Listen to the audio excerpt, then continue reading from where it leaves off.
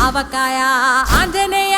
కథ మొదలెట్టినాడు చూడరయ్యా శక్తినంతా కూడగట్టి చెట్టు దులిపినాడు అంజయ్య ఎర్ర ఛాయ కోతి అవతార వెంటమాయ కత్తి సేత పట్టకుండా కాయ కోసినాడు కపిలయ్య